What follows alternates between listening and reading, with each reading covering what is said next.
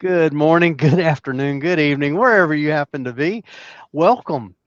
I'm Doug at Wood Spun Around. It's been one of those days.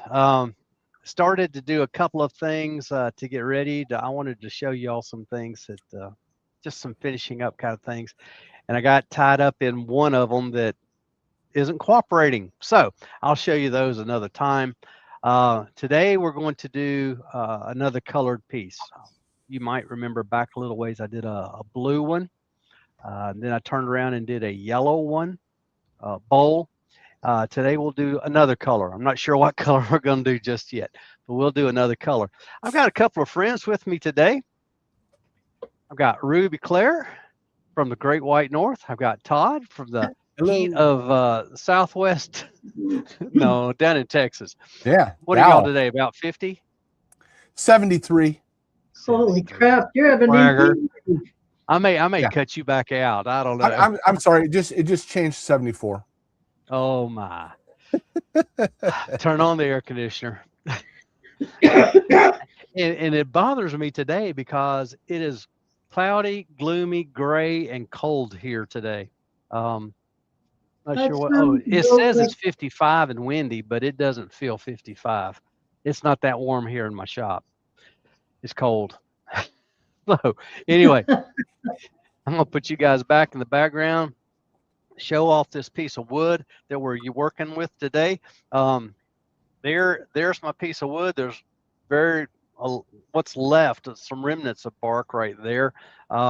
It's this is kind of a natural face. I'm not positive what it is. There's the bottom side. It's got some spalting. It's also got some crotch in it. Um, yeah, going right through the center here, right through there, is the feather that should come up as we get turning on it. I've already drilled a hole for a wormwood screw, so I'm gonna change cameras, get this on the wormwood screw, and get to turning. So, one of you guys want to let us know who all's in the chat today? I'll do my best, and maybe Ruby will keep me in line. Okay, I'll Jennifer's, see what I can do. yeah, Jennifer's Craft Creation. She was the first one in. Wishing everybody a Happy New Year. Happy New Year to everybody. And Ian Lee is in. Chris Charlton is in. Ruby is there. Let's see. Are you sure I'm here? I'm not positive. Okay. Dreamtime Woodcraft. That's Mike McEwen. He's in. Frenchie 47200. That's Gerard. And we have let's see, we got to go a ways. Paul North Fork Hunter. Malcolm Douglas is in saying hello.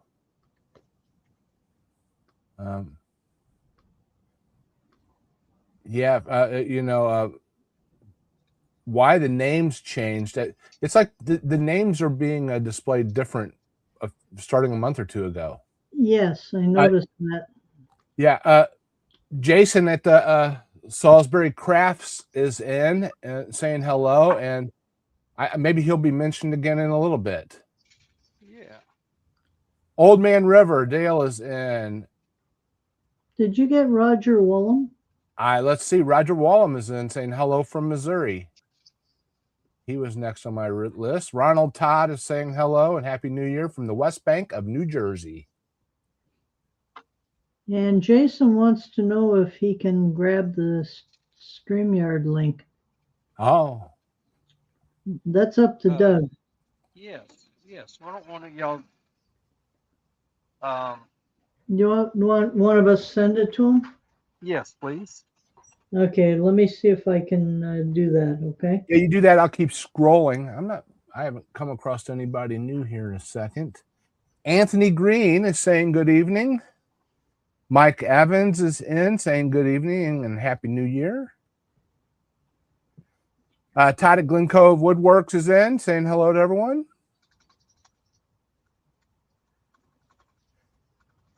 Karsten Peterson is in. Let's see, Malcolm Douglas. I think I said Malcolm Douglas already. Tony Smith is in right before Tom Kenny. Hello, Tom, out of Florida. Now there's somebody that could brag right now about some warm weather. Oh, maybe, right? Yeah.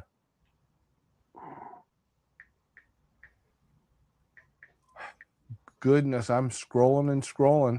Holland Woodworks saying good afternoon, saying afternoon, you fine folks.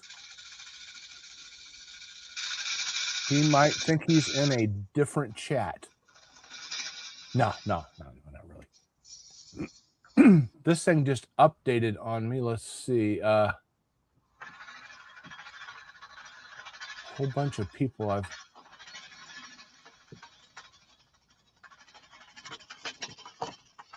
missed. I'm trying to figure out where it stopped. I'm gonna go from here with Doug Bennett. Maybe I already Andy the Valley Woodturner.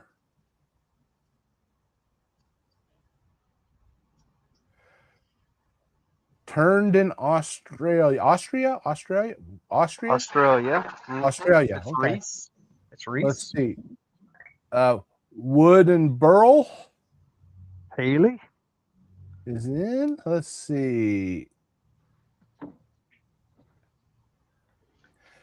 I'm pretty sure last week I asked who MCH was, and I don't have my list with me. I mean, I have a cheater list. This helps me with some of these.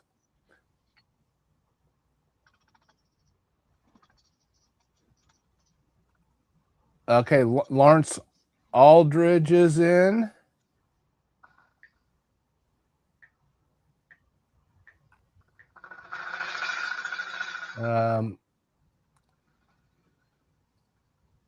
Bert's Bowles. Oh, goodness. The thing refreshed on me again. I feel like Wayne. It always happens on Wayne, never happens on Ruby. Sorry about that. Let's see. I'm going to try to pick up. I'm getting some great shavings off whatever this was. Yeah. Gav is in. Lucy. Sweet potato. We really have a big list today. Yeah, it sounds like everybody's active in there going down the list.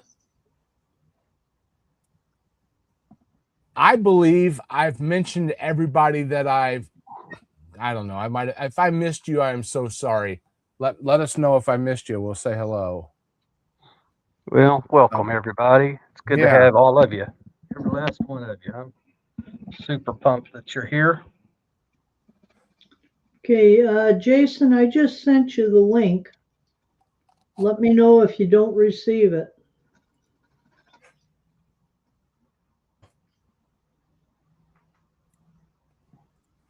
Bert says he has a colored piece on the lathe right now.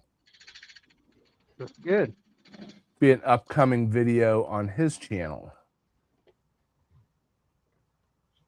Oh, that'll be good. One of the things that here's what I'm looking for. I think that's right. Matt Harper, I'm so sorry. Yeah, I just was drawing a blank. Yeah, and he wanted to know if this piece is now off center. No, it's not balanced up yet. Okay. Yeah, it's and JP is here. JP. Jamie. What's up, buddy?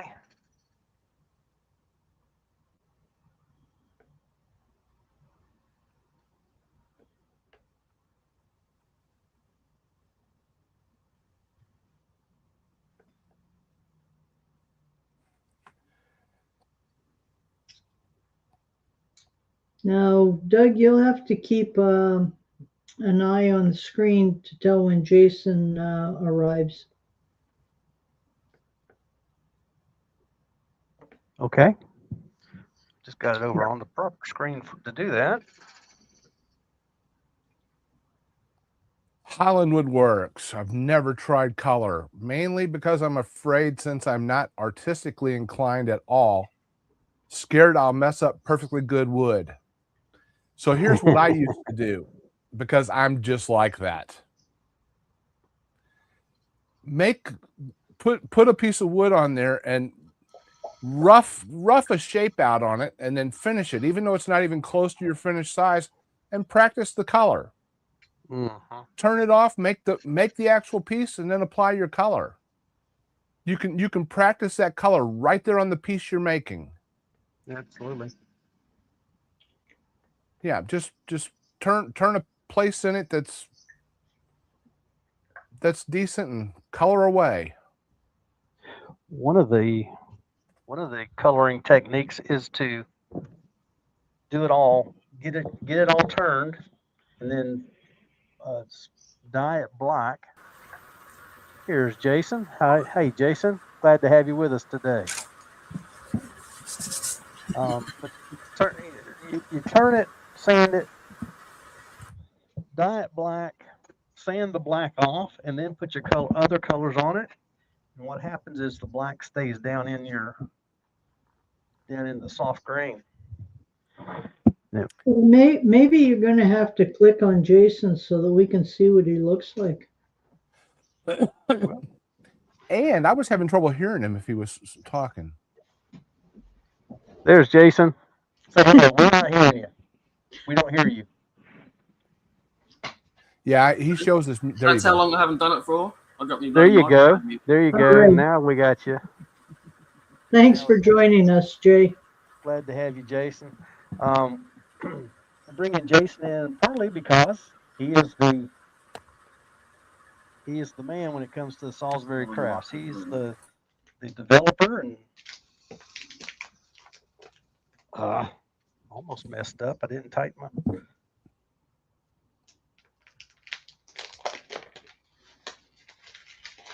Jason, do you have a story about why you came up with Salisbury Crafts? With the colors?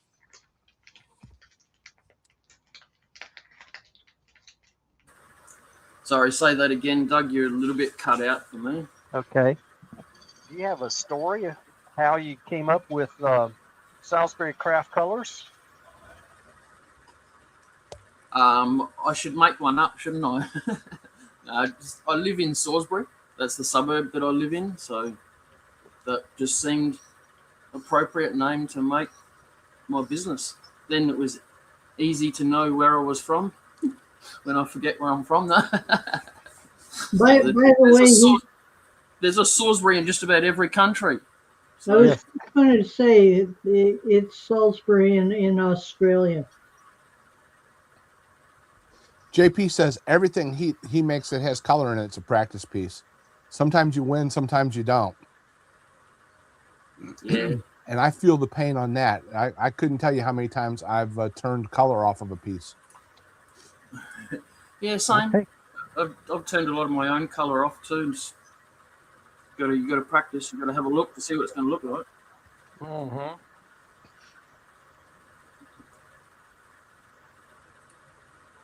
Whoops. Sorry, I got YouTube on and I didn't mute it.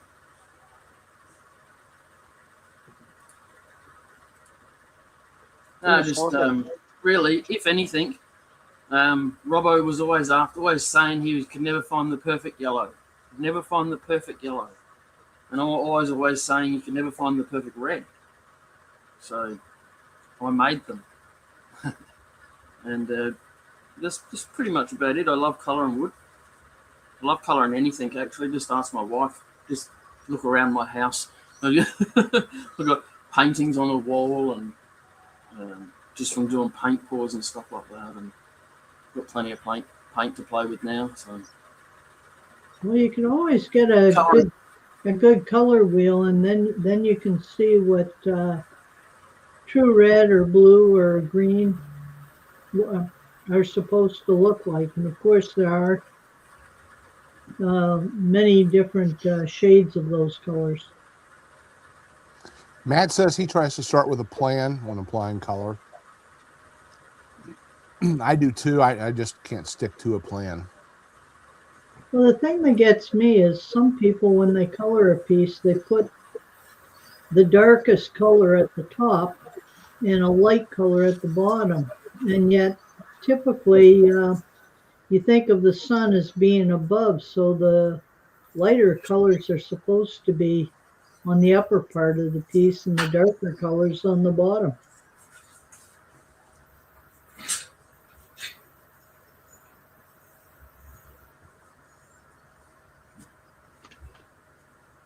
And Ron Todd was saying that Alfred Totto, the Rebel Woodturner, is back on YouTube.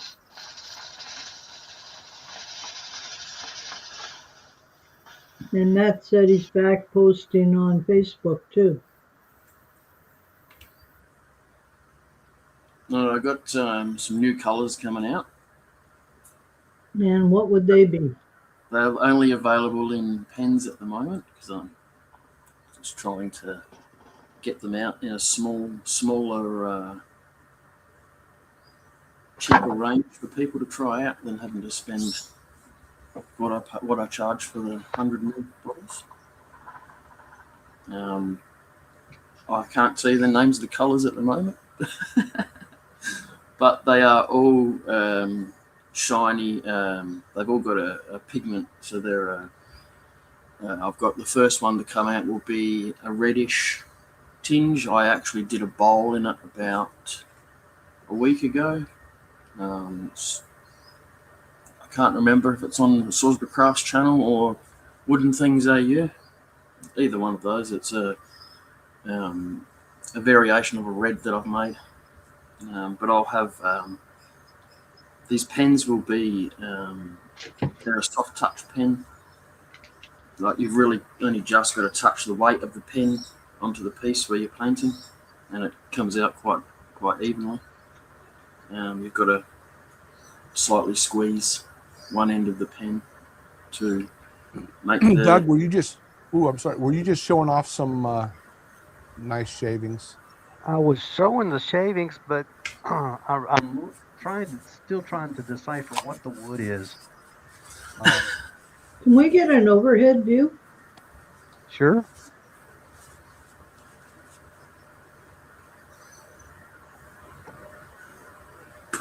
Okay, that way we can see the shape as it's forming. You're going to come in a bit more on the bottom, right? Well, this is just a tenon here, and I am gonna put a little bit of a foot here. Yes, I'm probably gonna go in just a little bit more. Now Matt thinks it looks a lot like box elder, but No, it's a lot harder than box elder.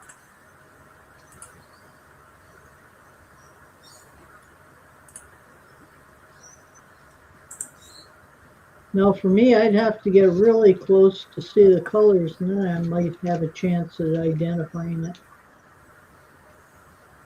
Smell sometimes tells you too. Yeah. That's one of the things that's throwing me off right now. The smell of the wood is quite, it's very nutty.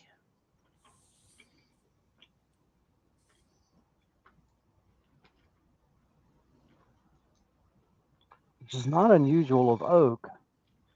It's not exactly an oak smell though. It's No, that's not oak.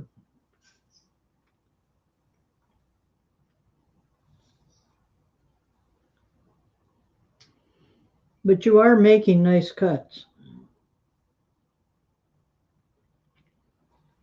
the excuse me.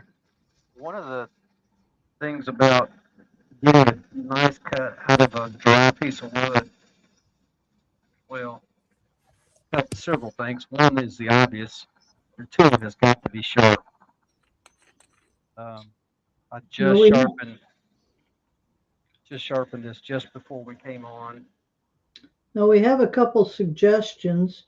Matt thinks it might be chestnut, and Doug thinks it might be pecan or hickory. I don't think it's hickory, but pecan's definitely a possibility.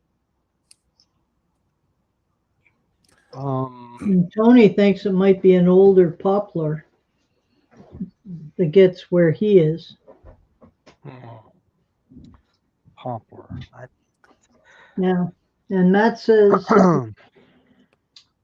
not hickory, because hickory is really, really hard and looks different. This is pretty hard. When I picked it up to use it, I kind of thought it was hackberry, but I think it's too hard for hackberry.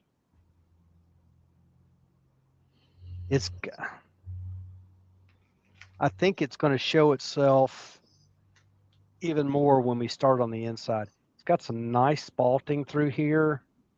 I have an idea. Why don't we just call it a gorgeous piece of wood? Yeah, well, yeah, that it is. Very nice piece of wood. Where'd it come from? Honestly, if I'm remembering right, it's something that I harvested.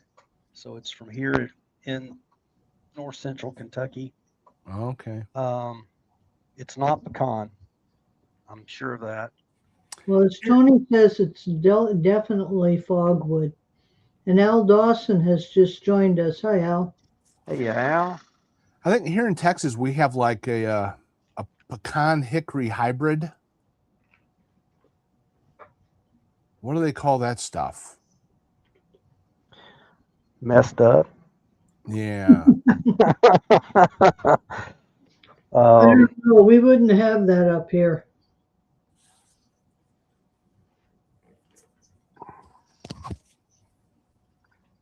I'm getting a little bit of a bump. There's a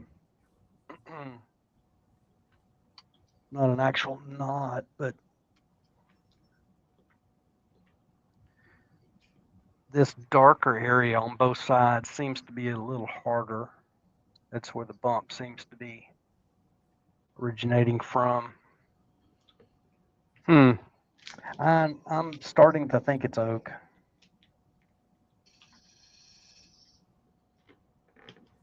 See if I can get a nice final pass on here. Then we'll sand it up.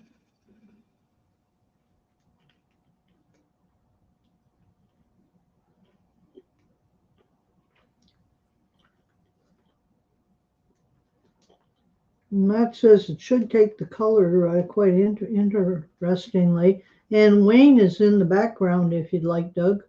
Okay. Oh, wow.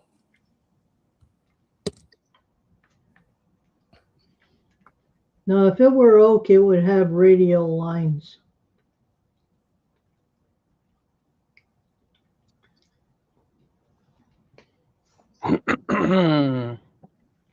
Let's see here. There he is. Hello, There I am. Wayne Glasper. Wayne.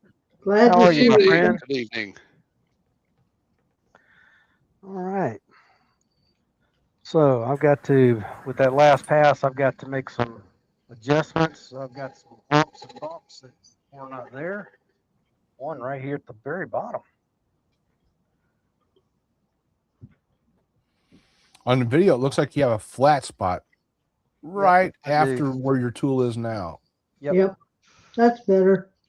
Good evening, everyone, and good evening, Jason. He's just said hello, and Haley as well. Thank you, everyone, for welcoming me in. I'm at that age now where my memory starts going, so I totally forgot Doug was on tonight. And Gary Hales has joined us. Welcome, Gary. All right. Glad to have you along. Wayne, Lots I of folks tried to. today. Oh. Wayne, when I was trying to read off who was in the chat, my screen kept refreshing, and I said, why does this always happen to Wayne and I, but never happens to Ruby? Yeah, I think it might be because Ruby tends to be. Well, are you on a pad or your phone, Ruby? No, I'm neither. It's a computer. Oh, right. Okay. Well, I'll take that back then.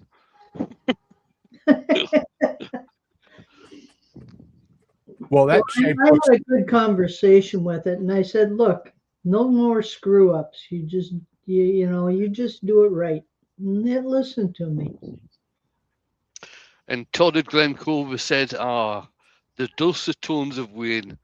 I take it Todd of Glen Cove is a bit tone deaf. And Heather has joined us. Hi, Heather. Evening, Heather. Excuse me. It's a, You see me Hello. moving the tool rest around, doing the shear scraping, and the tool really needs to have, um, you got to have some decent support. If it gets tool gets parallel to the tool rest, you don't have a lot of support there. So, and I was why going to keep say, moving it. Doug, it's amazing how the light finessing with that tool has really changed that shape, and it has a much different appearance on it now. Yep. Yeah, I agree. It's like you said. I had a flat I had a hump down here. I had a hump up here, and basically a cove in the middle here. Yeah, we're not getting removing good the two sound humps. from you, Doug. I'm sorry. We're not getting good sound from you. We're getting a lot of static. Okay. That's better. Yeah, I just raised my face shield. I had a hump down here and a hump up here, and a big flat spot, almost a cove in the middle. By removing the two humps, made all the difference in the world. So Yeah, you have one spot. Put your finger back on there. Right there, it seems to go out just a little extra instead of continuing the curve. it's actually down just a touch from where we were. Yeah, right there. Yep. So yeah, it's always a good idea to turn off, put your whole hand on it so you can feel and rub around on it, even turn it with the other hand. And a lot of times you can find those little spots. But yeah, there's just a slight spot right in there. Let's see. We can lightly put a pencil mark on it that'll help us.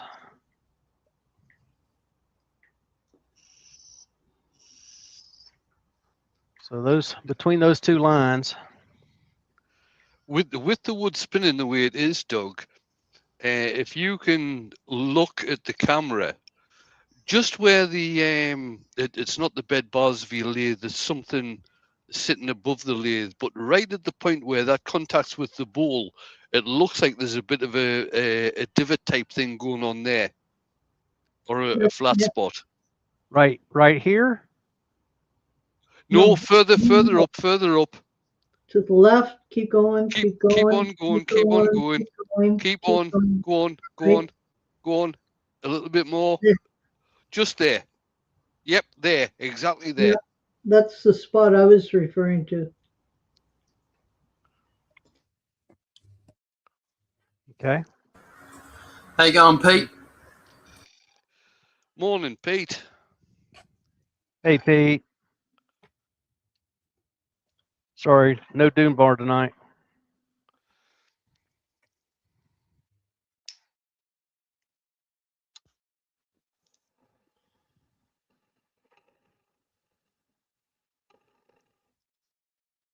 I think it's gone.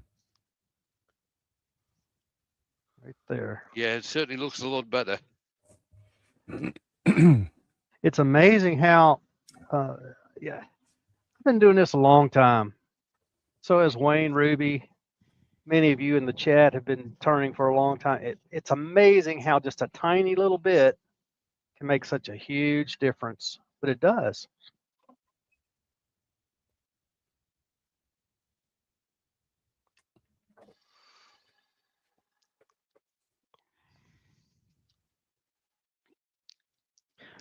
All right. I'm going to turn on the noisemaker, get my inertia sander, turn the speed down a little bit. Let's get down to about 400 there.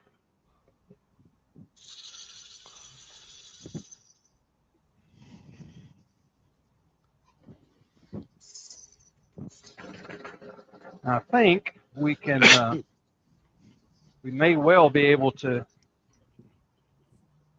well, May still not be able to tell what the wood is until we get to the inside.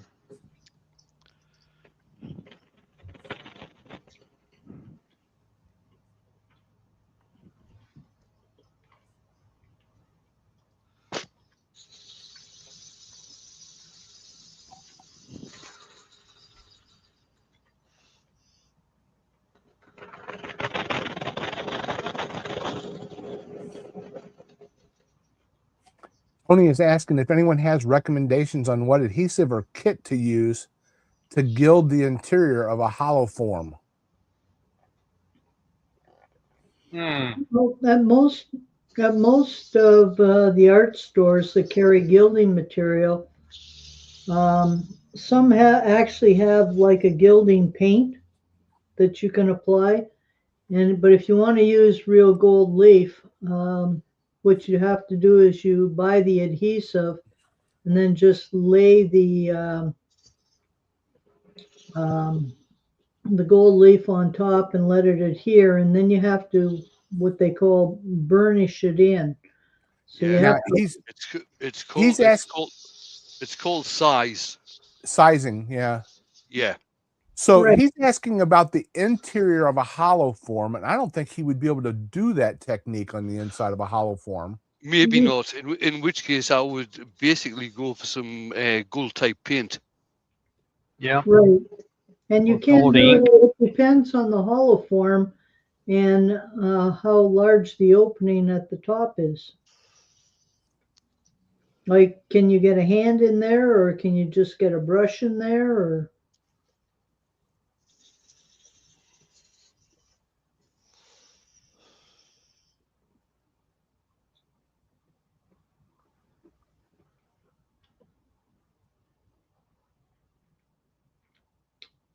Yeah, the sizing is basically just an adhesive. Which can stay open for quite a while. Yes. Yeah. It can. Basically, what you've got to do with the size is put it on, leave it for about 10 to 20 minutes before you put the gold leaf over the top of it. Yeah, I first learned about it. Doug, could you take your face shield off or put it down, please? Sure. That's better. Yep. When back in the early 70s, when I was doing calligraphy and we were gilding the letters.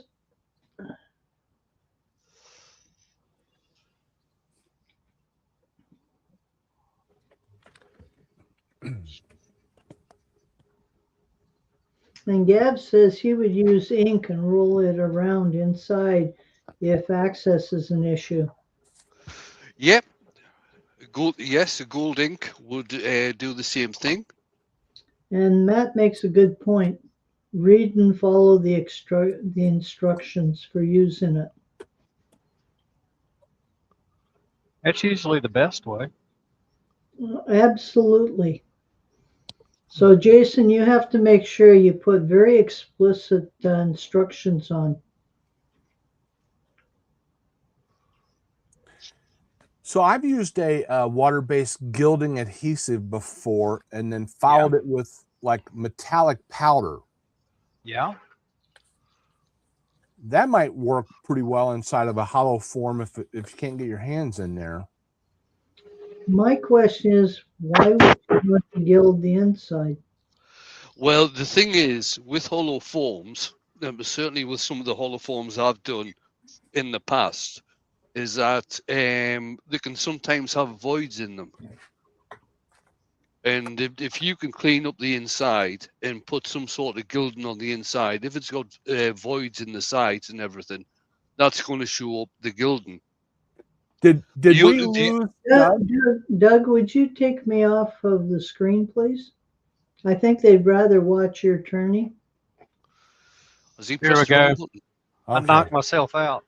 Yeah. Oh no! And then they got stuck with me. Well, I didn't almost. I dropped my.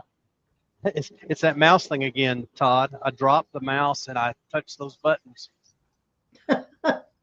Well, now you can highlight yourself. That's better. bring my speed back up. I need to get my tenon situated here. I left it just a hair large, and I want to dovetail it ever so slightly as well.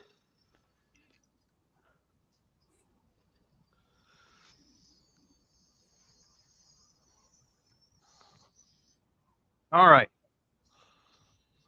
Ah, that's done. So now let's get that out of the way. Let's blow a little dust off.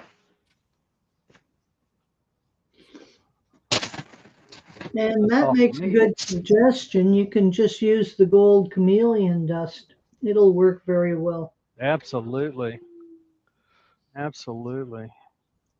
All right, let's see. I said we did blue and we did yellow.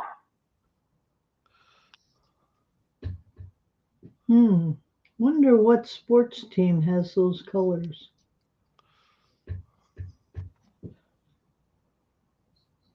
Well, that sprayer is clogged up, so we need to soak it. Right. Tony Turns Wood has said he has some voids and some interest from the wet to dry process. It's very oval. I saw one of Richard West's pieces and really admired the final look, and I thought I'd give it a try. But what? well, I don't know. It is just ended with but. Yeah, the but is, how do we do it? The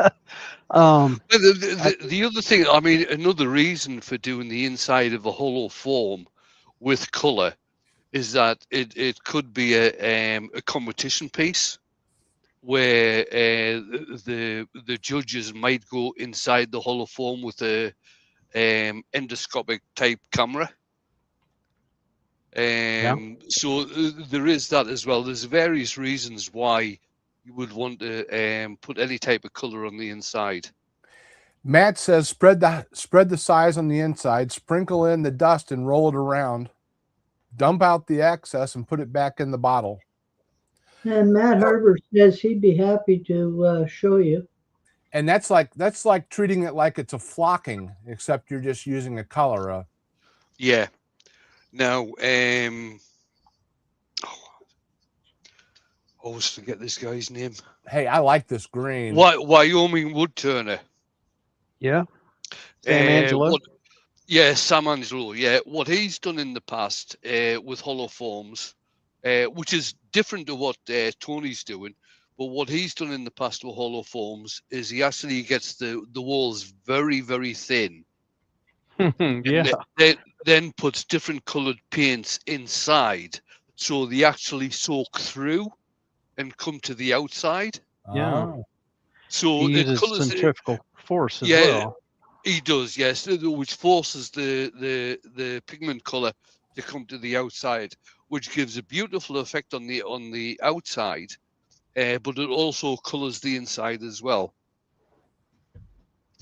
Now, the last one I saw him doing this must have been about 4 or 5 years ago. So you should be able to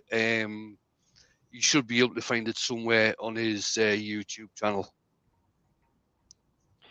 If you just look for Wyoming Woodturner, you'll find him. And he's got a fair bit of that on video. So does it? Well, he used to do it at least once a year. Rob from Copper Owl has just joined us. Good evening, Rob.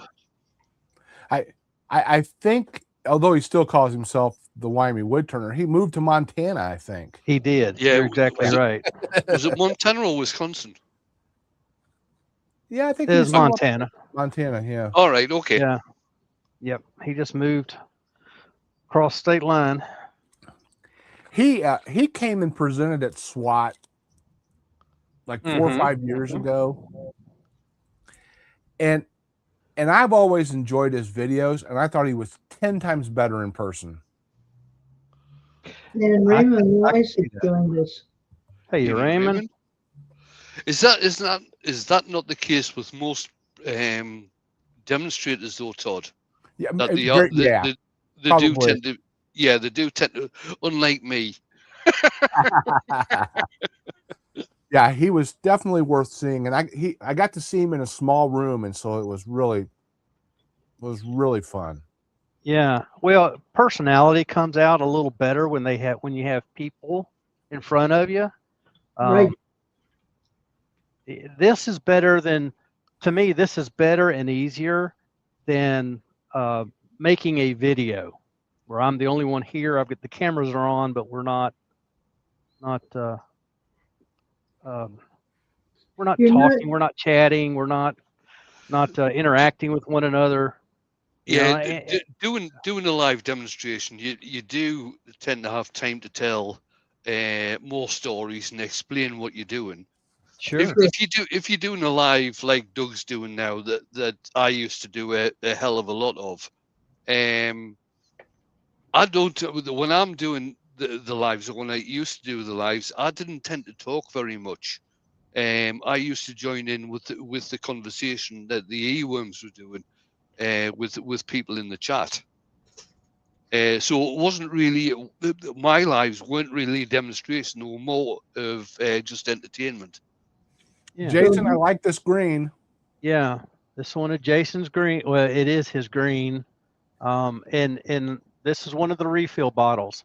And I just this sprayer is clogged. I didn't clean it out first time I used it, and it's clogged. So I've got to soak it in some water. That'll take care of that. I'm going to let this dry for just a minute here, but I'm going to go ahead and turn it around. This will get sanding sealer sprayed on it, then lacquer sprayed on it, and that'll seal all that in. The other side, on the inside, we'll go with a wax finish. Yeah. Did Now, we lose Jason? Karsten says he doesn't like that Wayne is talking about making lives in the past tense. We miss you, Wayne. In fact, I've heard from a large number of people asking when you're going to be doing lives again. You asked me that a fortnight ago as well.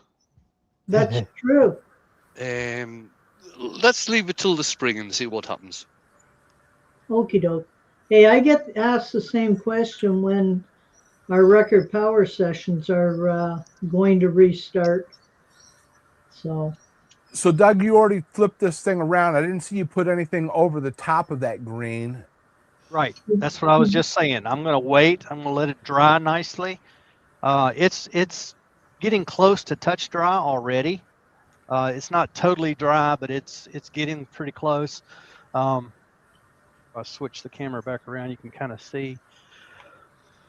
I am still here, Doug. It's hard to get a word in edgeways sometimes, and I don't like to interrupt. No problem. But see, you can see there the grain is still showing through, and it'll come through even more. This looks great. This is a lovely, just a true green. It's not a forest green or Kelly green. It's just green. Grain is coming through. With the types of green you've actually got in that, Doug, you could actually try doing what Martin used to do a long time ago, is actually sand that back with about 400-600 and then put another layer on top. And that way you'll actually get different shades of green depending on where the darker areas of green are.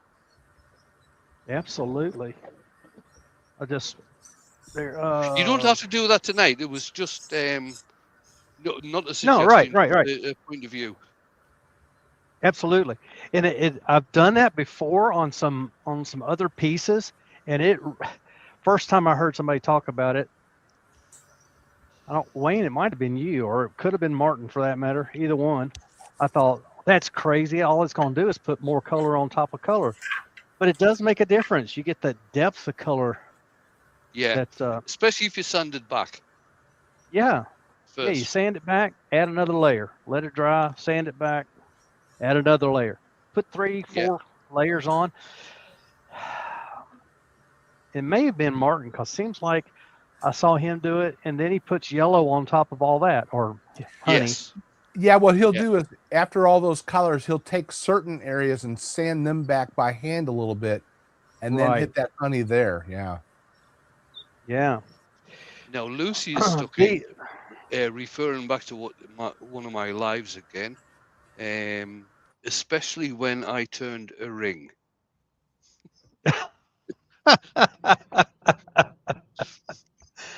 Oh, Yeah, the ring turning videos are something to behold, to tell you the truth.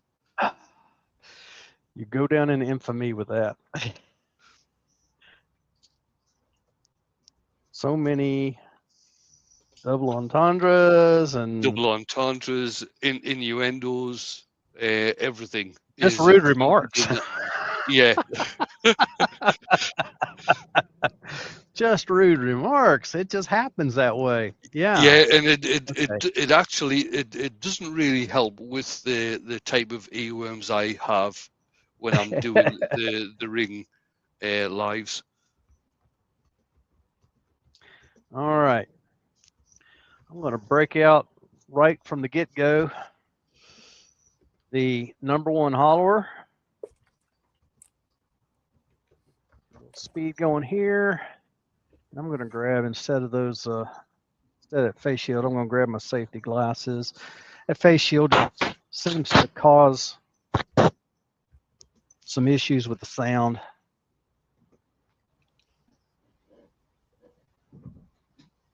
All right. Just a touch high. Right off the bat. And Carsten has said, there's so many people with pent-up excitement for your ring live. At some point, you're going to have to release the tension. That's true, Kirsten. Yeah, I'll get in touch with the guys and see what I can come up with. It's not going to be during winter. It is definitely going to be in springtime. Well, if they're not available, I'm quite sure any of the three of us would, 4 of us would help you out. Are you going to be able to do the innuendos and double entendres, Ruby? I doubt it. Not to the level they do it. I'm trying. I try to be a little. What would the term be? More mature. Discreet. Okay, I like that term.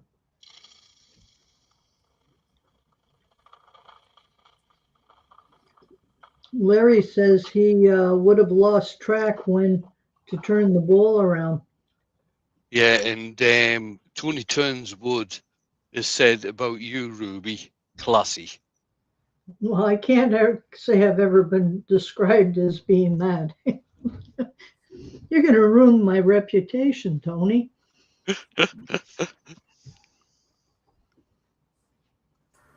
Can't have that now. Well, I think it's a case of my just being, well, Wayne as well, us being older than the rest of you. Yeah, being older does not make me more mature, by the way.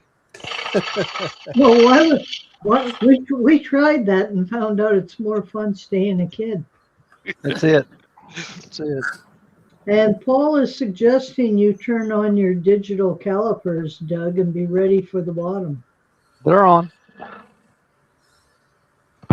That's something else I've not had the opportunity to do, is make my base pieces for my good depth calipers. Well, one way you can avoid that happening, if you don't mind my making the suggestion, instead of taking out the very center the way you did, you just sort of work horizontally down from the top along the left side. Zed's in. Hey, Zed. Hello, Hey, Zed. Zed. Okay, that's about where I want the outside.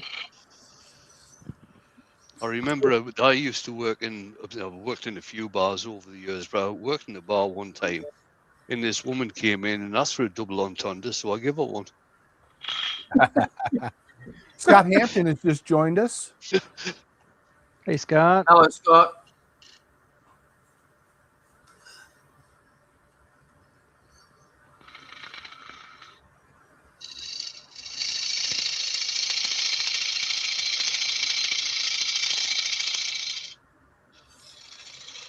And Ronald Todd has said, no funnels today. That sounds like a good plan. And Lucy said, and a drink win. Yeah, Lucy. I tried doing the sober January. That lasted till last night.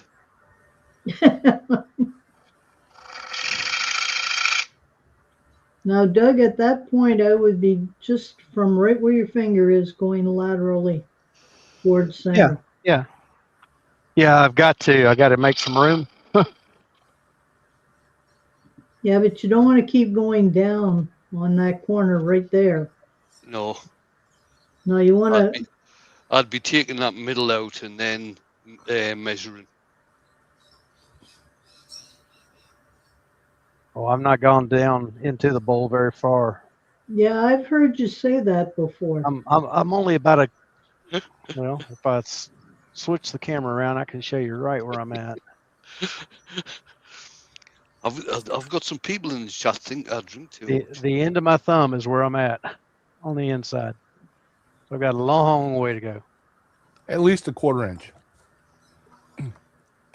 Oh, I've got 2 inches yet. Yeah. I'd still work a little more cautiously. That's the old lady in me coming out. Lucy, I tell you, it's been a hell of a long time since I had any Asbach, Lucy. What is Asbach? Asbach is a German brandy. Does it have a flavor? Yeah, as far as I'm concerned, it is the best brandy in the world. It's absolutely beautiful to drink. Now, Zed says for you, Doug, it only takes one funnel to get abused, and it takes I know. and it takes 2 dozen not funnels in a row to get people to stop giving you grief. Ask Steve Carvel about that. So yeah, definitely. I mean, Steve used to do one a week. Yep. Wow. I Oh, and understand. by the way, I did see a post from Steve today. He's coming back live on Friday night. Yes, Oh, he that's is. wonderful news. Yes, I just saw that. All right. If I want to use my gouge, I got to drop the tool rest. There we go.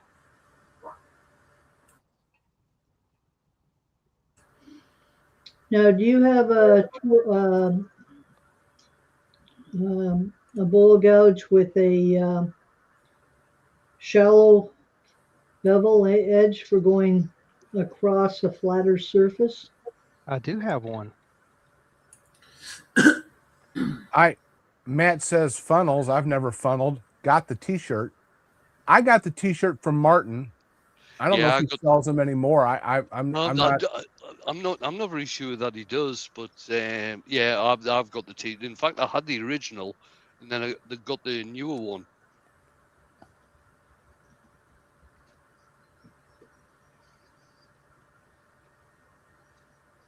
Yeah, I'm just now to the bottom of my drill hole for my woodworm. Oh, you got whatever that word is. Loads left in this. Your worm screw? That's a good cut, Doug, when you go up like that and then come back down to center. That's a great trick for being able to keep that bevel on the wood. It is. Yep.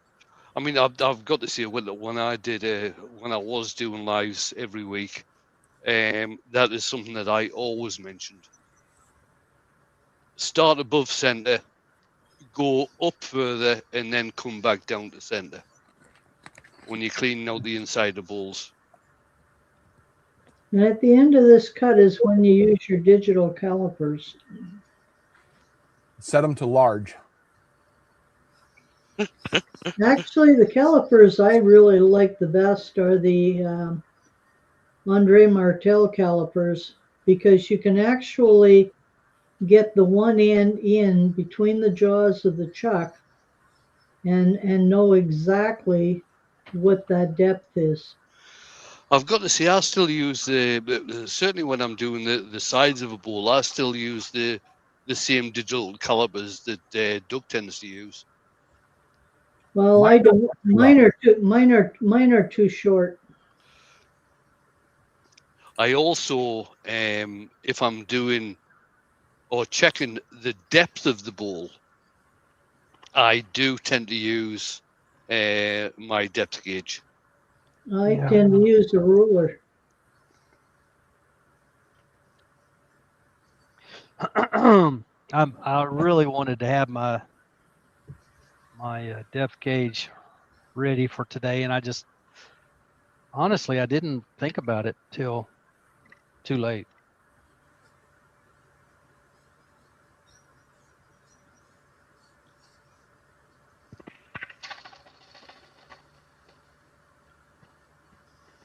Oh, I didn't realize Jennifer was in. Good evening, Jennifer. How the Jennifer devil was are you? first in. Yeah, but I came in late. I know. You're forgiven. When you finish this cut, Doug, I want you to try something, okay? We'll see.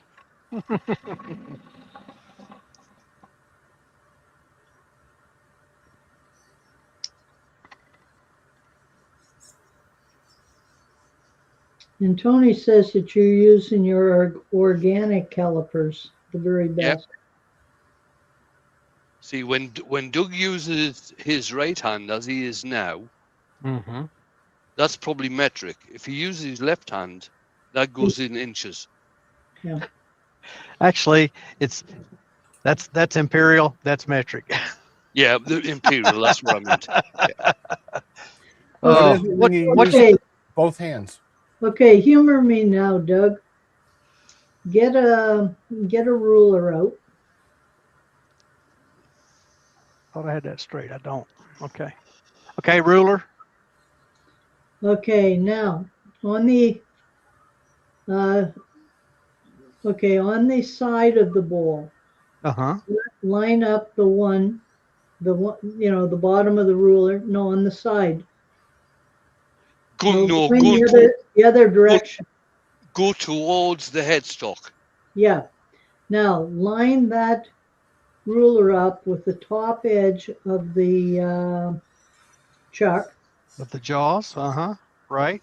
Then look where the top edge of the bowl is and line your eye up so you're looking right across the top edge to the far side. Yep. Yeah. What depth do you get? I'm sure as best I can do that, 2 3/4. Okay, now and I've only got 1.5 there.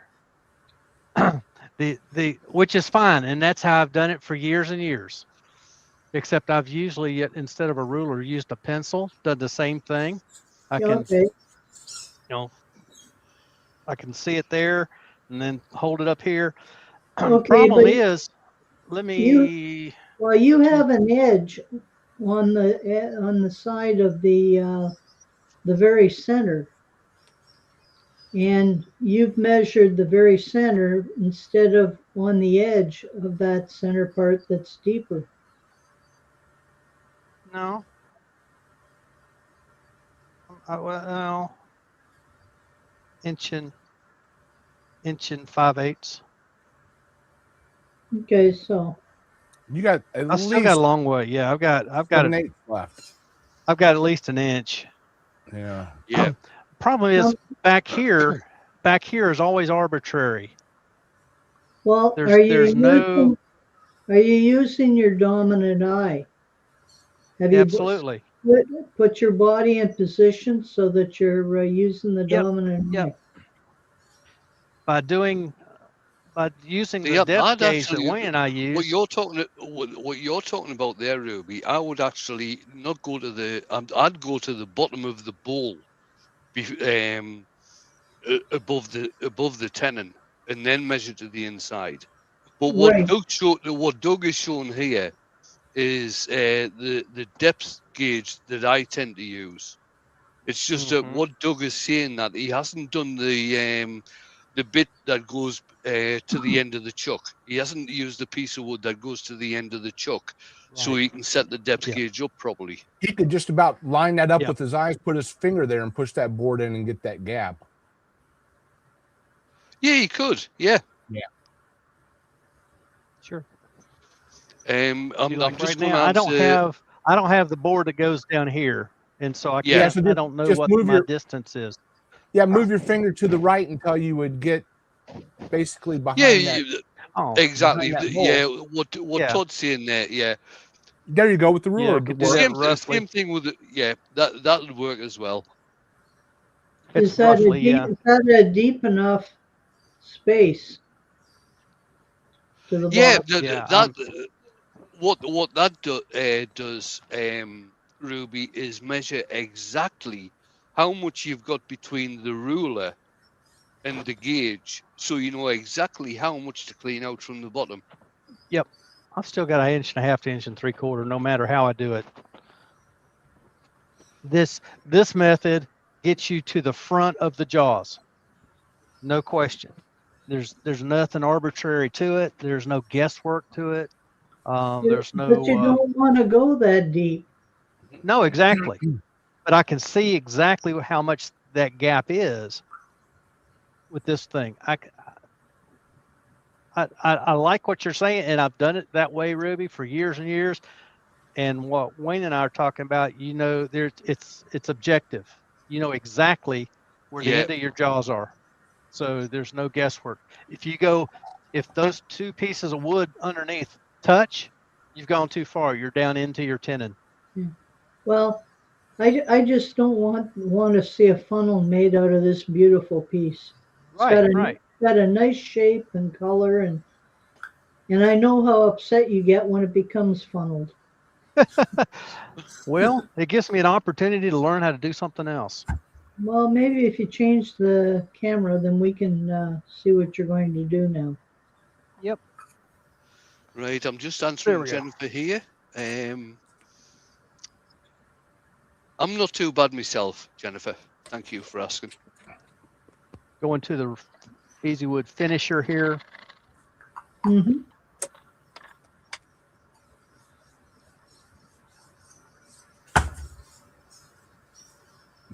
I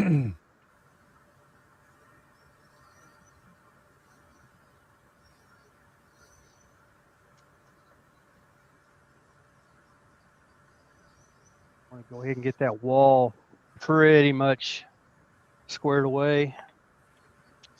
I might have missed it, Doug, but are you going to colour the inside as well? No, I'm going to leave the No, inside okay. plain. Grant?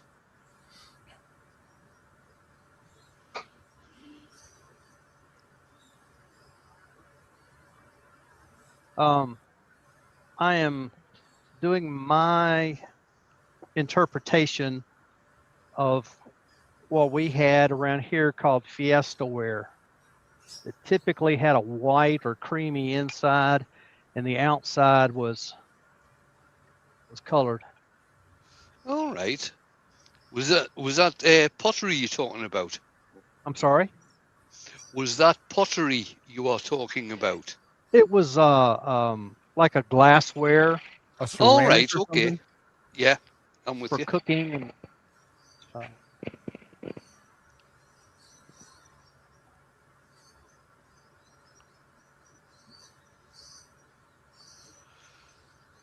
Totally different subject. I've got to take my car in for its Checkup? yearly checkup tomorrow. It's already been in for the service, and they did the checkup, and it basically failed. So I've got £600 to fork out tomorrow, which is not good. Yeah, that's kind of a pain, isn't it? It is. But on the good side of that, on Thursday, I've got yet another one of them, what Pete classes as travel round the sun.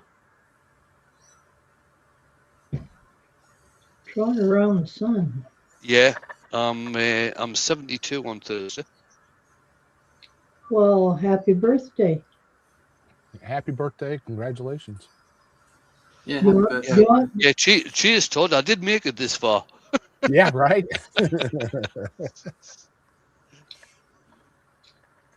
well, I don't think you'll ever catch up to me. No. How you going, Mike? Well, on Saturday, my husband turns 88. Oh my God. And there's another lady in the nursing home with him. The same day, she turns 104. Holy Oh, my cow. word. My life. So Wayne went for a younger wife then.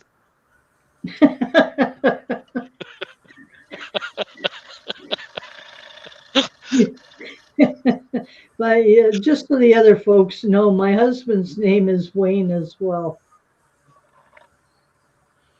That's odd that you're both January birthdays. Yeah, both Capricorns.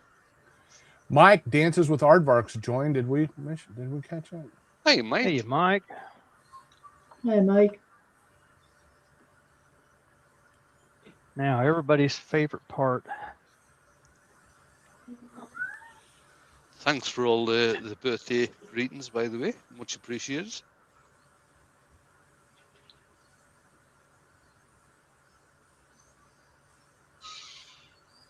Doug, is your rim flat? Does it tilt in or out? I'm glad you said that. It does. It's flat right at the moment, but it's also got a couple of spots missing out of it. Not major, but just enough that I don't want to sand all that. I'm going to tip this one. I'm going to tip this one in. Now, Tony Light Turns touch. Wood. Tony Turns Wood has said Mike is programming an indexer. Freaking great idea. Yeah, to tell you the truth, Tony, I don't know where Mike gets his ideas from, and I've said this about him in the past. His ideas don't come out of left field. There is no left. There's no field. I've got no idea where it comes from. That's okay. We understand, Wayne. All right, that's much better. It's the enjoyment of the challenge. Yeah, well, he certainly does challenge himself, and usually he succeeds. It may take him a few times, but he does generally succeed. That's right.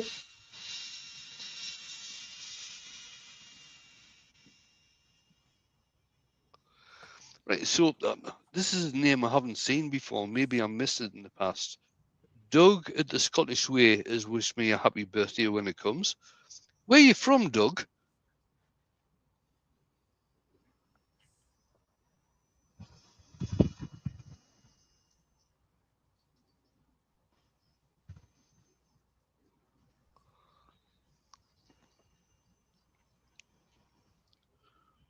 So have you got any plans what you're going to do on your birthday, Wayne? Oh, absolutely nothing, Ruby.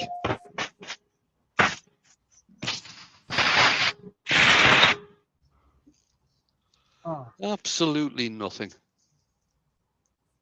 We might go out for lunch. I'm not too sure yet, but that'll be about that. If we don't go out for lunch, I'll probably go and buy myself a nice piece of steak and cook that for me tea.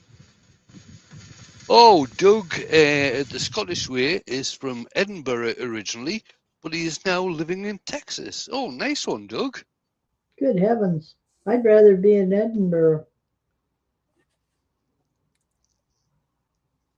Hey, now I take exception to that. Have you ever been to Edinburgh? I have not, and maybe I'd rather be there too. Put it this way, in Texas, you don't get the snow that we Northerners do, and so you don't get to enjoy it in the four seasons. Oh, hang on. I've seen quite a few posts from Texas during the winter where they've had loads of snow. But they don't know how to deal with it because they're not used to it. Well, we end up getting a lot of ice. It's not Edinburgh at the moment. It tends to be the Highlands, Aberdeen, Inverness at the moment. That is getting a huge amount of snow. Well, the big problem with Texas, I find, is that it gets way too hot in the summer. Right. I'm just going to do a couple of chats here. Doug has said he was in the RAF for 22 years. He met his wife when he was serving, and she's a Texan, so that's why he's there. So Doug spent 22 years in the RAF, most of that time in a 5-star hotel, I've got to say. Lucy has said, Wayne, do you have a lot of snow at the moment? Absolutely none, Lucy. We have had bright blue skies, no clouds at all for the past week. It's been absolutely brilliant. Yeah, and Tony had put in, he's been to Texas. Texas gets ice storms. Here in Dallas, that is definitely the truth. We end up with more ice than snow. And well, I've seen now. Where's Jake from? Jake's from Amarillo, I think, isn't he? Yeah, he probably gets more snow out there. Yeah, I've seen over the years. I've seen quite a few posts from Jake where there's been lots and lots of snow.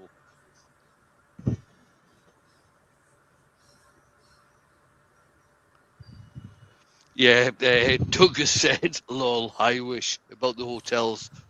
But he also has said that the RAF do check in while the army digs in. Yeah, my uncle was in the RAF. Yeah, I was army.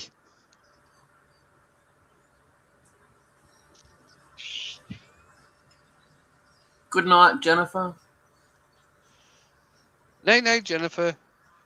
Tony Turns would have said he was in Edinburgh too with his band, performing in pubs and coffee houses, and it rained the whole time.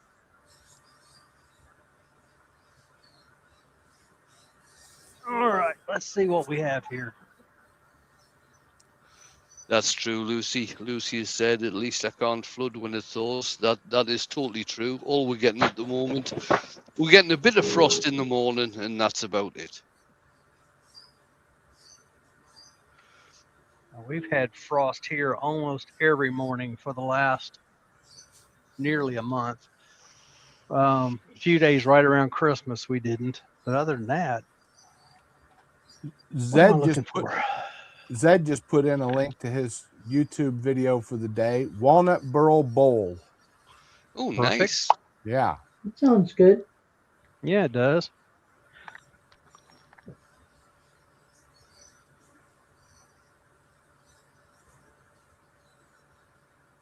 Go ahead and ask.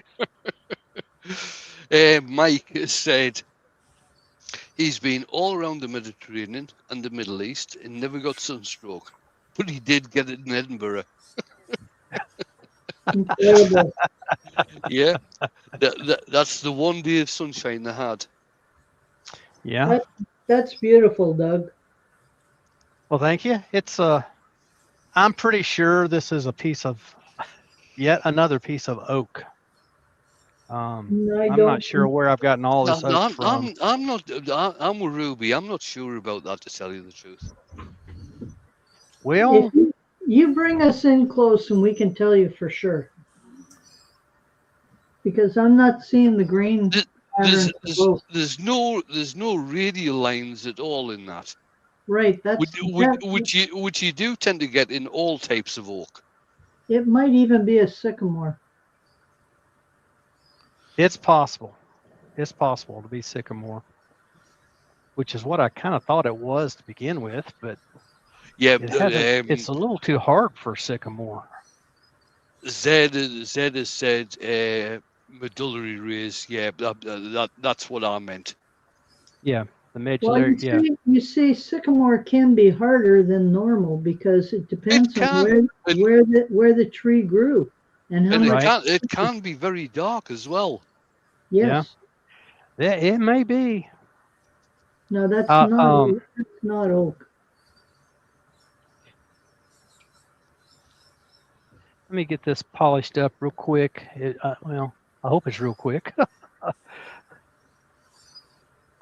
There hasn't been a whole lot that's real quick today, No, well, and that's okay.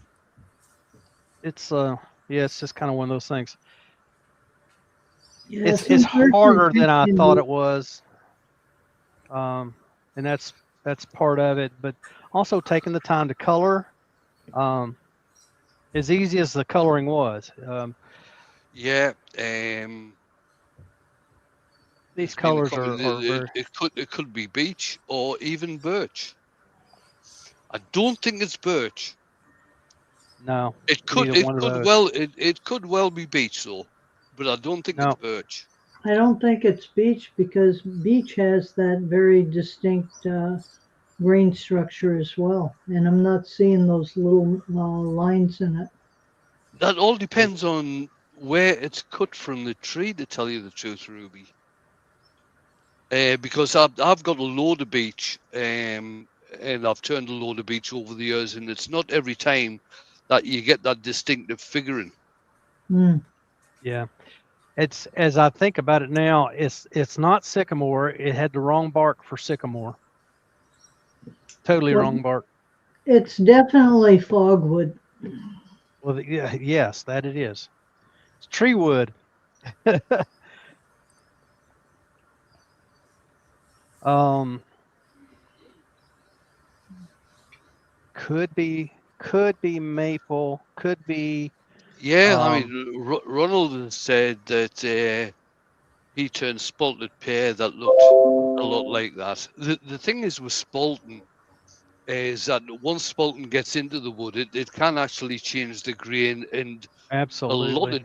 a lot of different types of spalten wood looks very similar. Hmm. I agree with Doug. It's a nice piece of wood, whatever it is. Yeah, yeah. There's no question about that. I'm tickled with the piece of wood itself. Harder than I figured it was You're going to not be. tickled pink. You're tickled Uh, green. yeah, right.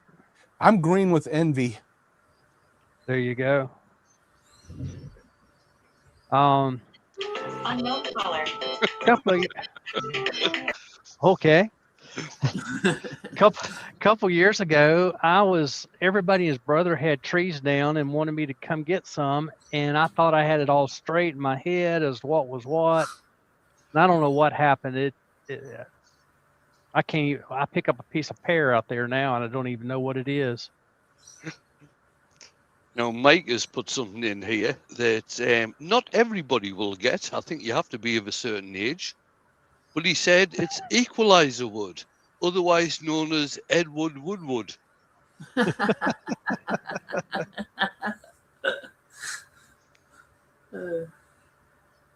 Edward Woodward. Yep, Yeah, that word. the original equalizer. Yeah, yeah. All right. It's got the inside. The outside will get. I could have and should have, I guess, gone ahead and put some. Yeah, Larry's put in it might be chestnut. I don't But know. I don't have any chestnut though. yeah, like Doug said, that he's found. Did he say you found this piece particularly hard? It is hardwood, yes. Yeah, chestnut does tend to be, although it's a hardwood, it does tend to be quite soft. Let's see. I'm going to go back to this camera. That's lovely. Ah, that's beautiful. Oh, that is There's very nice. Very nice. see if I can get. There's some grain right in this area that I can't get the light on it in the right way. It's you know how sometimes oak, instead of running straight, it gets spaghetti looking. There's a big stretch of it right through there. It looks like spaghetti. Yeah, Now, Tony said it what's neat sure to looks me like is maple. possibly, possibly. Um, one of the things that really is neat to me, that doesn't even have wax on it yet. That's just simply the abrasive paste, um, and buffed out. So, I understand Yeah, why people would say, look at that and say, oh, it's a beautiful finish. Let's just leave it, but that won't stay. It's got too much oil in it for it to stay. So I will. This will go back on the lathe. It'll get a good coat of carnauba wax on it, and then it'll be finished on the inside. The outside, that's got a beautiful green. That'll only get richer as I put the sanding sealer and some lacquer on it. It'll be and it'll be Scott has absolutely said beautiful. that Jason, he you've done good on has. these colors. Yeah, but Scott said he has spalted maple and spalted sycamore that looks like that. Yeah. Yeah, I think I Yeah, don't have any this maple, might. but sycamore, I do have some sycamore that looks like that. Yeah, you got sycamore that has the spaghetti-looking grain in it.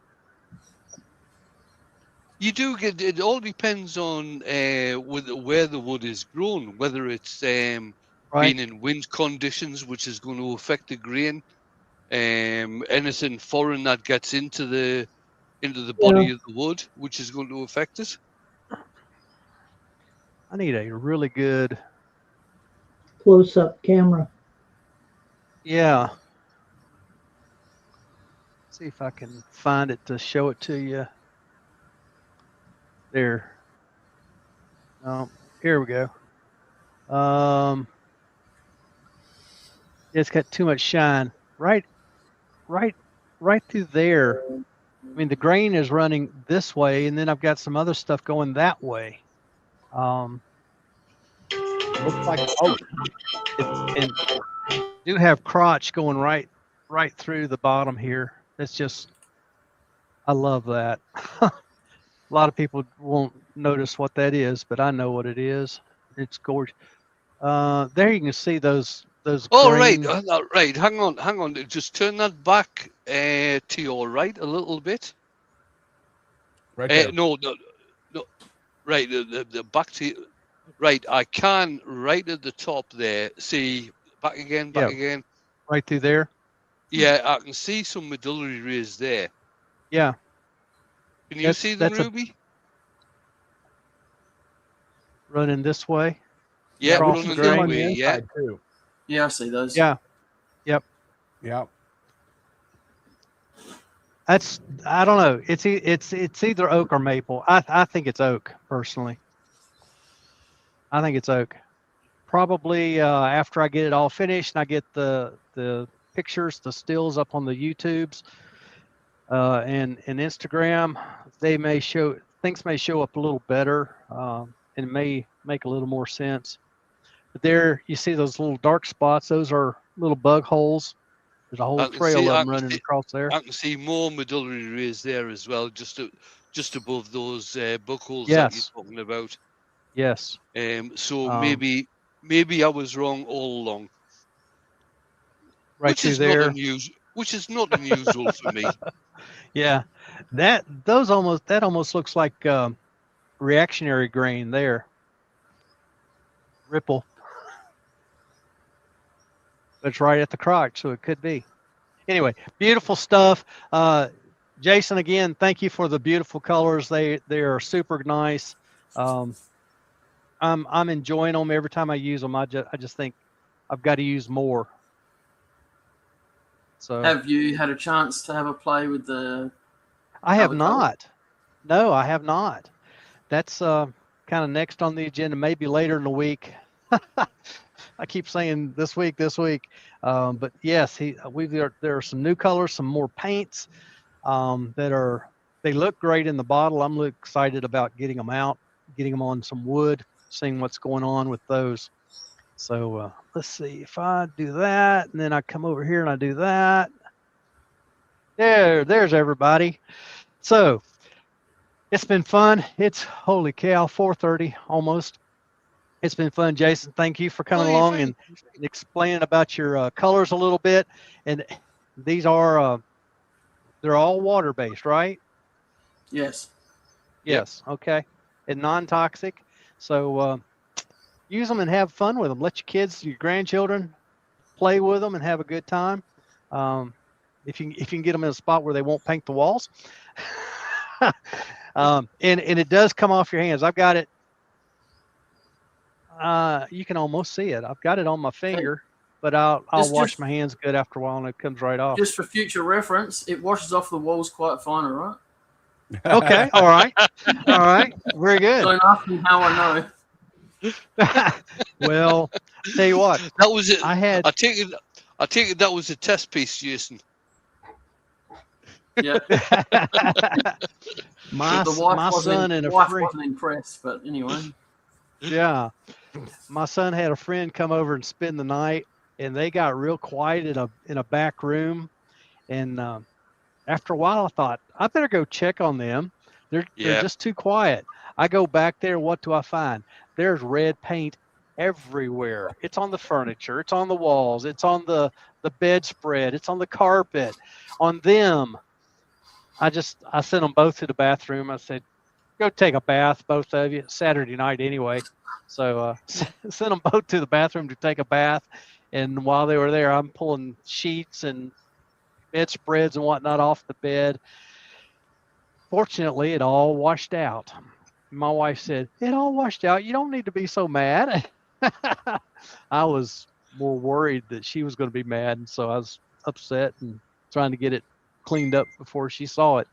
But anyway, good. It's good to know this washes off and washes out really well. A lot of water-based paints do.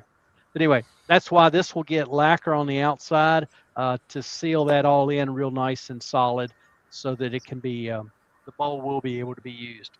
All right.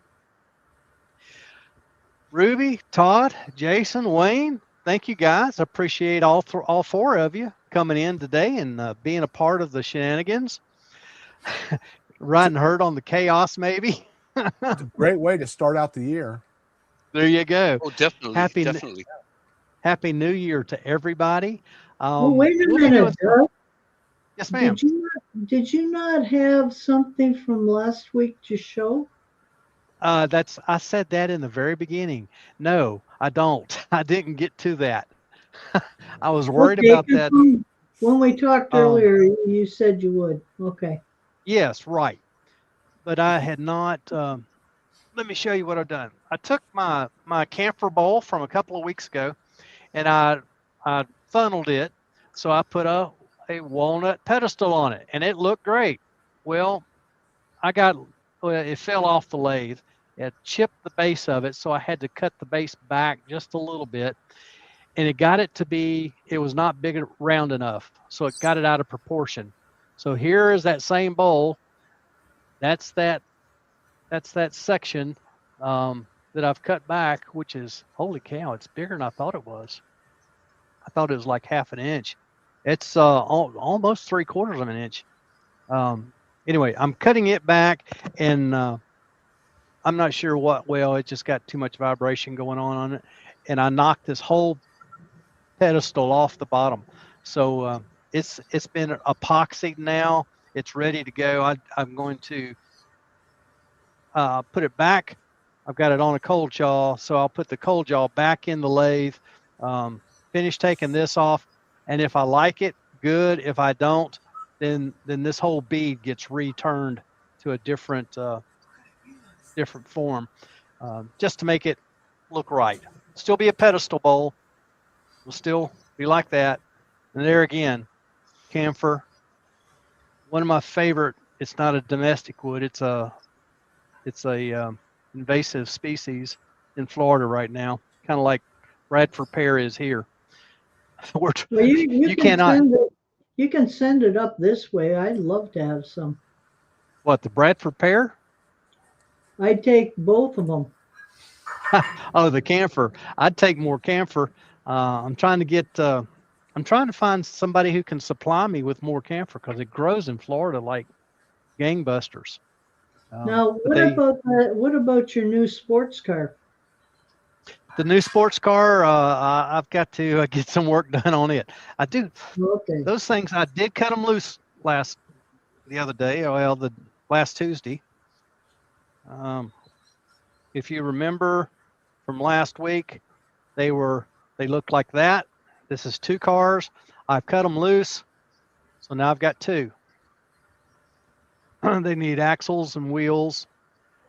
And then it's whether it's up to me or customers whether they want to. It's still got to be sanded on the nose. I think I sanded the back end, but not the nose.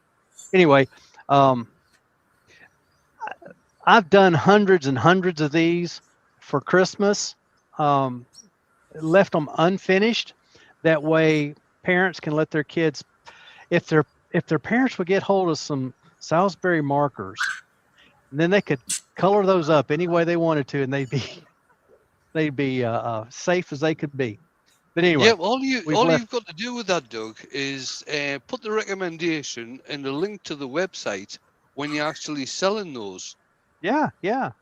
Well, it could be the link to my socials. Yeah, Is what it could definitely. be. And then we can take care of not only more cars, but also the colors as well. So anyway, there you go, folks. You heard it here first. We'll have those ready. I'll show you the more process of that next week as well. So that's what Ruby was referring to. Yeah. I just did not get in here and get axles turned and cut and wheels turned and ready to go. So just the way it is. Just the way it is. Sometimes life gets in the way. All right. I started to say thanks all of you, all 4 of you guys for being in here and taking care of chat. Thank you all of you who are in the chat. Still a good number of folks, it looks like. So thank you so much. It's been a good week. Hope you all have a great week and hope you're able to. Right. Can I just say that Jason has just put a link in to I take it that's the store. Yeah, that's the UK store. Okay, Yep. grand. UK stalker. I guess it's okay to say I'm stocking here in the US for now. It all looks good. I'm excited about the colors and just got to get a word out now. So anyway, it's been a good week. I'll get this thing finished up so I can get it in the store. They're calling for more material in the store. I haven't had any in there for a little while. So we're going to be doing that and restocking, rearranging all those fun things. So I'll get this finished up so I can do that. Until next week, I hope you're able to spin them around.